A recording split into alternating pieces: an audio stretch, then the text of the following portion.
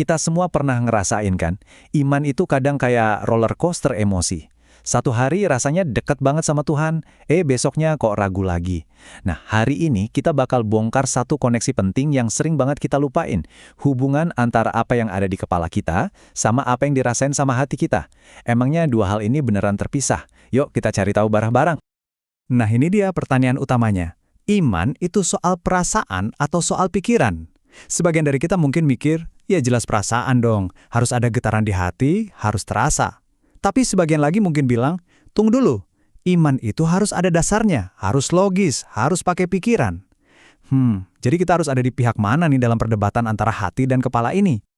Penulis materi yang kita bedah ini cerita, dia tuh ngerasa kayak bandul jam, bolak-balik terus antara dua kutub. Di satu sisi ada iman yang isinya cuma emosi melulu, yang penting seru. Di sisi lain ada iman yang super akademis, kaku dan kering kerontang. Rasanya kayak ditarik kedua arah yang beda banget. Mungkin Anda juga pernah ngerasain hal yang sama kan? Nah, situasi ini bisa kita sebut perang di dalam pikiran. Sebuah pertarungan yang gak ada habisnya antara apa yang kita tahu seharusnya benar dan apa yang kita rasakan pada saat itu. Ini pengalaman yang umum banget dan jujur aja bisa capek banget rasanya.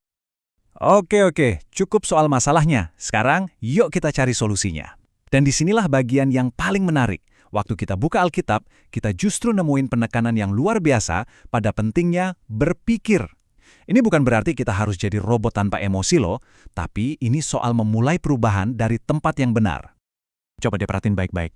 Roma 12 ayat 2 ini nggak bilang kita berubah oleh pembaharuan perasaan, tapi oleh pembaharuan budi atau pikiran kita. Wah, ini benar-benar game changer ya. Menurut ayat ini, perubahan sejati yang awet itu mulainya dari cara kita berpikir.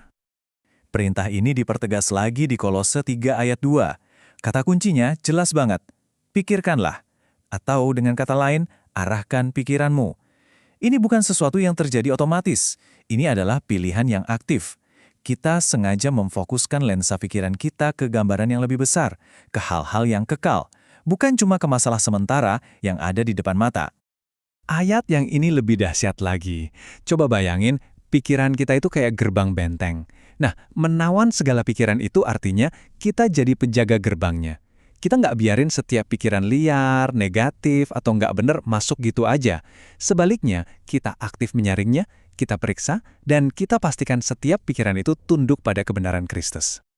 Dan kalau kita gali lebih dalam ke bahasa aslinya, kita ketemu kata Yunani yang keren banget, phroneo. Ini bukan cuma sekedar berpikir pasif kayak orang lagi melamun ya. Phroneo itu artinya secara aktif dan sengaja mengarahkan pikiran kita ke sesuatu. Mirip kayak pilot yang fokus mengarahkan pesawatnya ke tujuan.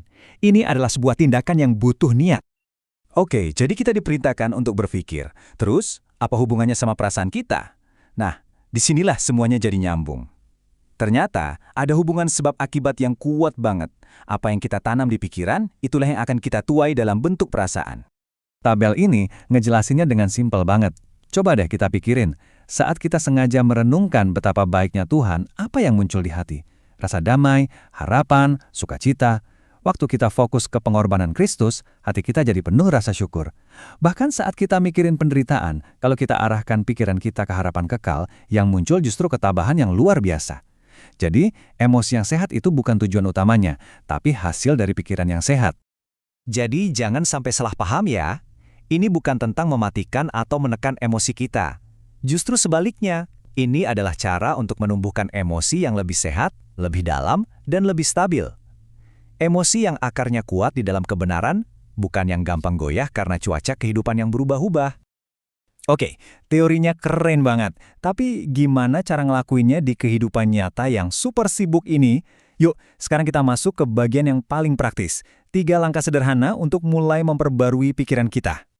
Jadi ada 3 langkah praktis. Pertama, jaga. Anggap aja ini kayak diet mental. Kita kan nggak mau makan sampah setiap hari, betul? Sama juga dengan pikiran.